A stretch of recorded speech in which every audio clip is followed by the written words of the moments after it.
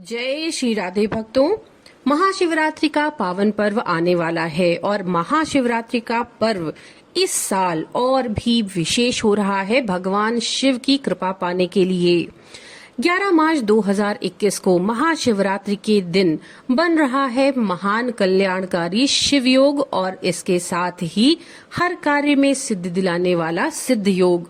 भक्तों, शिव योग को भगवान शिव से स्वयं आशीर्वाद प्राप्त है कि उनकी उपस्थिति में जो भी धर्म कर्म मांगलिक अनुष्ठान आदि कार्य किए जाते हैं वे सारे कार्य कभी भी बाधित नहीं होते और उस कार्य का सही परिणाम उचित परिणाम आपको जरूर मिलता है। इस योग में किए गए शुभ कर्मों का जो फल होता है वो कभी भी नष्ट नहीं होता। इसके साथ ही सिद्ध योग में आप जो भी कार्य शुरू करते हैं हर कार्य की आपको सिद्धि प्राप्त होती है, यानी हर कार्य सही तरीके से पूरा होता है। इन योगों के विद्यमान रहने पर आपके लिए रुद्राभिषेक करना, भगवान शिव का कीर्तन करना, शिव पुराण का पाठ करना, शिव कथाएं सुनना, दान पुण्य करना, ज्योतिर्लिंगों के दर्शन करना, ये सारे ही कार्य बहुत ही शुभ माने जाते हैं। भक्तों, यदि आप शिव पुराण का श्रवण करना चाहते हैं तो डिस्क्रिप्शन में हमने आपको लिंक दे दी है।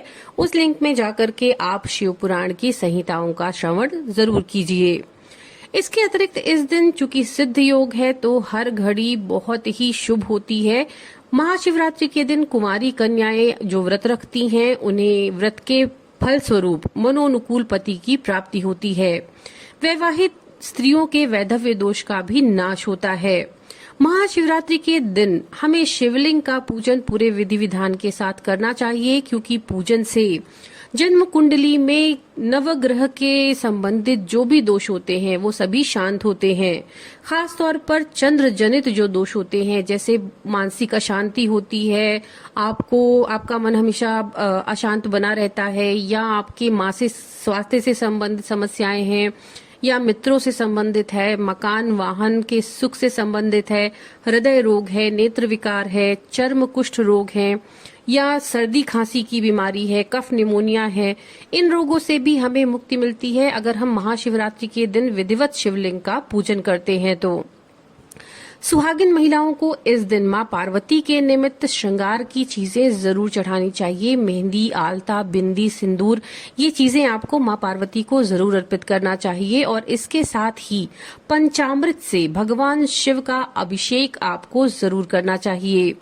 बेल पत्र पर अष्टगंध, कुमकुम या चंदन से राम राम लिख करके हमें भगवान शिव का पंचाक्षरी मंत्र या जो भी मंत्र आपको याद है उसे बोलते हुए भगवान शिव को जरूर अर्पित करना चाहिए।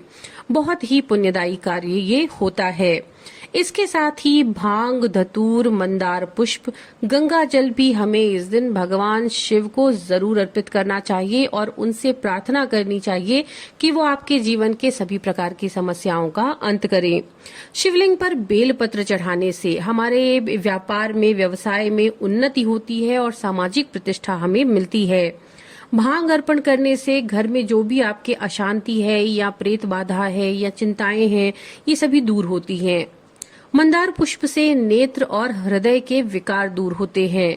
शिवलिंग पर धतूर के पुष्प फल चढ़ाने से जो आपके जीवन में विषैले जीवों का खतरा है या दवाइयों का रिएक्शन है या किसी भी तरह की पॉइजन से रिलेटेड जो समस्याएं होती हैं वो समाप्त होती हैं। शमी पत्र चढ़ाने से शनि की 7.5 मार्केश तथा अशुभ ग्रह गोचर से आपको हानि नहीं होती।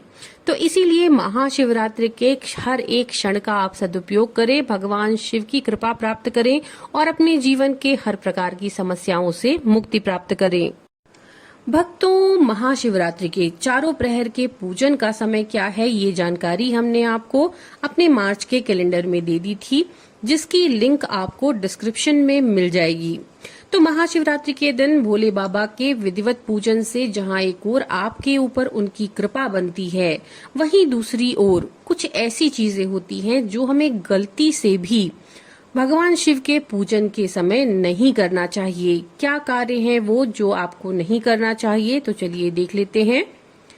पहला कार्य है, भगवान शिव पर कभी भी शंख से जल नहीं अर्पित किया जाता। भगवान शिव ने शंखचूर नाम के असुर का वध किया था और इसीलिए भगवान शिव पर शंख से जल अर्पित नहीं किया जाता। दूसरी चीज है कुछ पुष्प हैं जो भगवान शिव पर कभी नहीं चढ़ाने चाहिए, जैसे केसर, दुपहरिका, मालती, चंपा, चमेली, कुंद और जूही। ये पुष्प भगवान शिव पर अर्पित नहीं किए जाते। तीसरी चीज है भगवान शिव के पूजन के समय करताल नहीं बजाना चाहिए, यानी कि ताली नहीं बजाना चाहिए। इस बात का आप विशेष ध्यान रखें।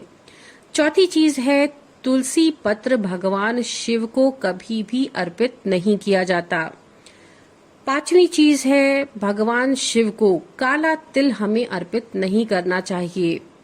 छठी चीज है भगवान शिव को आपको कभी भी टूटे हुए चावल नहीं चढ़ाना चाहिए।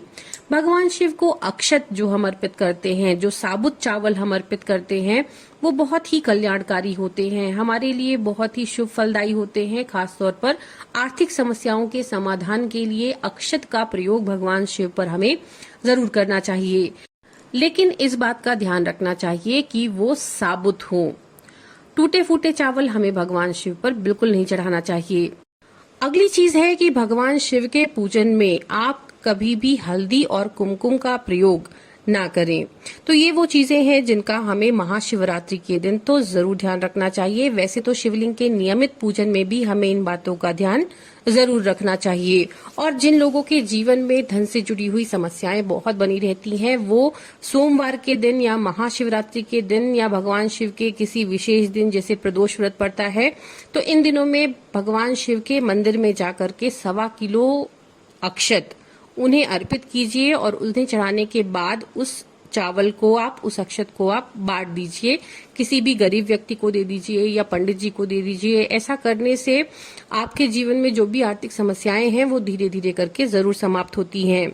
इसके अतिरिक्त आपको एक चीज का ध्यान रखना चाहिए, क्योंकि अगर आपने घर में शिवलिंग रखा है तो ये आपकी बहुत बड़ी जिम्मेदारी हो जाती है कि शिवलिंग का पूजन नियमित तौर पर होना चाहिए। कभी भी गलती से भी पूजा शिवलिंग की रुकनी नहीं चाहिए। दैनिक रूप से उनका विधिवत पूजन आपको करना ही चाहिए। और यदि आप शिवलिंग का स्थान बदलना चाहते हैं तो एक बर्तन में गंगा जल भर करके पहले आप उसमें शिवलिंग को रखिए और फिर उनका गंगा जल से अभिषेक कीजिए और उनसे क्षमा याचना कीजिए जगह बदलने के लिए।